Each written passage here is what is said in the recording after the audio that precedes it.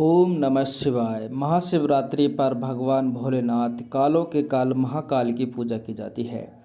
इनकी पूजा बहुत ही सहज और सरल है। वो नाम मात्र की पूजा से प्रसन्न हो जाते हैं और सभी को मन वांछित फल प्रदान करते हैं। कहा जाता है भगवान भोलेनाथ इतने भोले हैं कि मात्र जल चढ़ाने से ही प्रसन्न हो जाते हैं और आपको मन वांछित फल प्रदान करते हैं। धन चाहने वाले को धन मिलता है, सुख चाहने वाले को सुख, समृद्धि चाहने वाले को समृद्धि और पुत्र चाहने वाले को पुत्र मिलता है।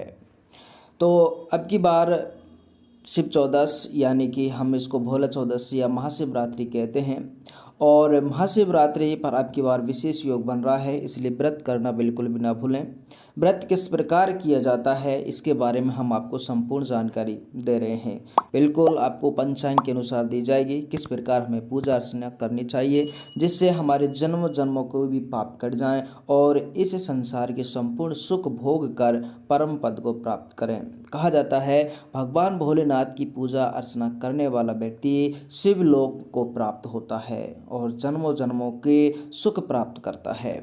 व्रत की संपूर्ण जानकारी देने से पहले मैं आपसे एक निवेदन जरूर करता हूँ, कमेंट बॉक्स को खाली ना छोड़ें। कमेंट बॉक्स में हर हर महादेव, ओम नमः शिवाय जरूर लिखें। आपकी सभी मनोकामना पूर्ण होंगी और आपका व्रत भी जरूर सफल होगा, आपको पूर्ण व्रत का फल प्राप्त हो। महाशिवरात्रि व्रत की संपूर्ण पूजा विधि, विधि विधान और शुभ मुहूर्त के बारे में आपको संपूर्ण जानकारी पंचांग के अनुसार दी जाएगी। इस चैनल पर आपको सभी प्रकार के व्रत और त्योहारों का जो शुभ मुहूर्त और पूजा विधि है वो प्रदान की जाती है और वो भी लिखित रूप में, ताकि आपको अच्छी से समझ आए और पूजा में कोई गलती ना हो और आपको संपूर्ण फल प्राप्त हो। सबसे पहले आपको महाशिवरात्रि के दिन सूर्योदय से पहले स्नान आदि से निवृत्त हो लेना है। सुबह जल्दी स्नान करके आपको साफ वस्त्र धारण करने हैं और जहाँ पर आपका पूजा घर है और उस पूजा घर की आपको सफाई करनी है। पूजा घर की सफाई करने के बाद आपको व्रत का संकल्प लेना है, ये आप लोग ध्यान रखना। व्रत करने से पहले व्रत का संकल्प लेना ज़रूरी होता है कि हम ये व्रत किस उद्देश्य से कर रहे हैं। संकल्प लेना बहुत ही आसान होता है।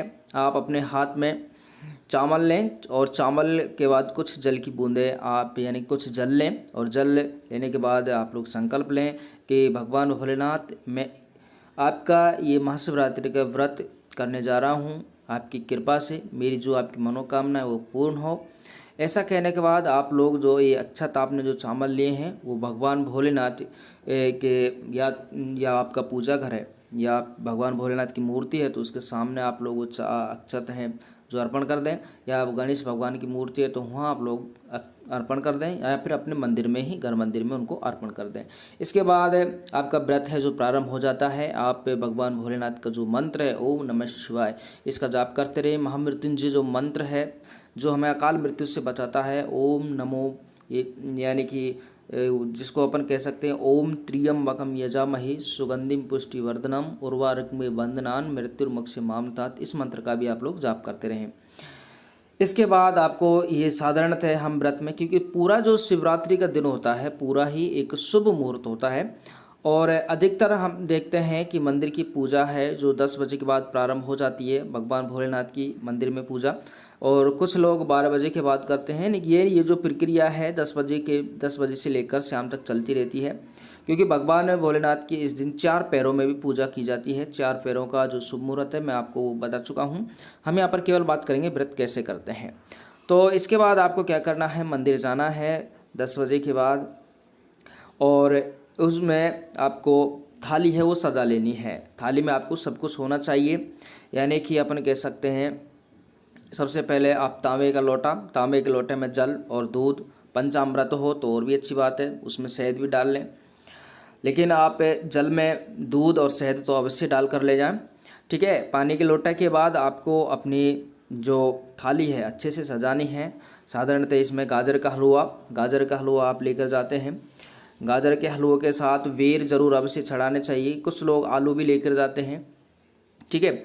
इसके बाद धूप बत्ती अवश्य होनी चाहिए। तो ये सब पूजा की जो थाली आप लोग सजा कर भगवान भोलेनाथ के मंदिर जाएं और मंदिर जाने के बाद आप उनका अभिषेक करें। सर्वप्रथम आपको अभिषेक करना है, लेकिन मैं आपको एक बात और बता देता हूँ कि कहा जाता है कि भगवान शिव की पूजा करने से पहले आपको नंदी की पूजा करनी चाहिए, क्योंकि वही भगवान भोलेनाथ के द्वारपाल होते हैं। नंदी और गणेश भगवान की पूजा भगवान भोलेनाथ की पूजा करने से पहले आपको करनी चाहिए, ऐसे बताया जाता है। इसके बाद आप भगवान शिव का अभिषेक करें। अब आप बात करते हैं, इस दिन शिवलिंग पर बेल पत्र है, आख है, धतूरा है, फूल है, चावल है आदि से श्रृंगार करना चाहिए। ये सब आपकी जो थाली है उसमें होने बहुत ही ज़रूरी है। बेलपत्र की बात कर लेते हैं। बेलपत्र में कम से कम 3 पत्ते होने चाहिए और वो खंडित नहीं होना चाहिए। इस दिन सुप्राण या महामृत्युंजय मंत्र का जाप करें। रात में भी शिव जी की आरती उतारें, पूजा करनी चाहिए। शिवरात्रि के दिन भजन करना चाहिए, सोना कम चाहिए। महाशिवरात्रि के दिन गलत कार्यों को करने से बिल्कुल बचना चाहिए, और क्रोध है, अहंकार है, इस दिन दूर रहना चाहिए। ऐसा करने से, यानी कि क्रोध करने से कहा जाता है कि पुण्य है कम हो जाते हैं, और दान आदि का कार्य भी करना चाहिए। तो ये साधारण पूजा है।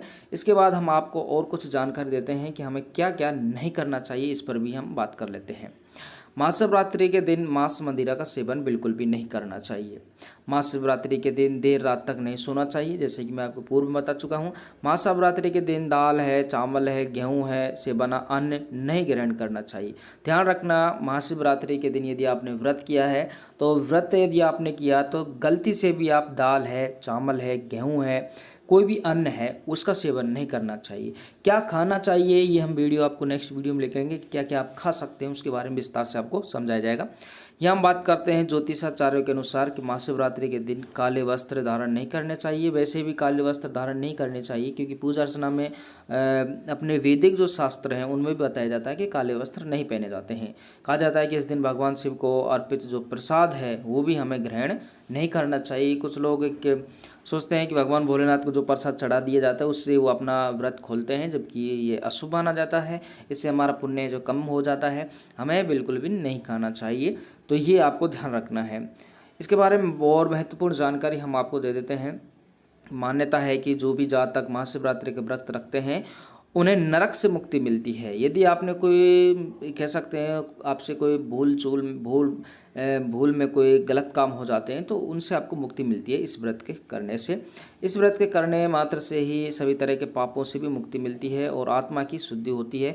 ऐसी भी मान्यता है कि इस दिन जहाँ जहाँ भी शिवलिंग स्थापित है उस स्थान पर भगवान शिव का आगमन होता है। इसलिए शिव की पूजा के साथ ही शिवलिंग की भी विशेष आराधना करने की परंपरा है। शिव अपने भक्तों को सच्चे दिल से आशीर्वाद देते हैं। महाशिवरात्रि पर व्रत रखने से व्यवसाय में वृद्धि, नौकरी में तरक्की मिलती है। अगले दिन तिल, जौ, खीर आदि का दान देकर व्रत को समाप्त किया जाना चाहिए। ध्यान रखना, मैं आपको बताऊंगा व्रत का पारण आपको कब करना है, वो मैं भी समय आपको बताऊंगा। कि आपको ध्यान रखना, पूरे शिवरात्रि के दिन आपको, ये व्रत के दिन आपको कुछ भी अन्न ग्रहण नहीं करना है। हाँ, फलाहार आप खा सकते हैं। अब फलाहार में भी आपको क्या क्या खाना है अगर मैं आपको पूरी डिटेल से यहाँ बताऊँगा तो वीडियो लंबी हो जाएगी, लेकिन आपको इतना ज़रूर बता देता हूँ कि आप फलाहार ग्रहण कर सकते हैं, दूध भी खा सकते हैं, दूध पी सकते हैं। तो ये तो है इम्पोर्टेंट अभी जानकारी। अब हम आपको बता दें कि आपको पारण कब लेना है। महाशिवरात्रि के यदि हम पारण के समय की बात करें तो आपको 12 मार्च को ये पारण लेना है, 11 मार्च को आपको व्रत रखना है, और ये 12 मार्च को सुबह 6:34 से आप 6:34 के बाद ही आपको क्या लेना है, पारण लेना है, अपना व्रत खोलना है, यानी कि अन्न खाना है। तो ये आपको ध्यान रखना है।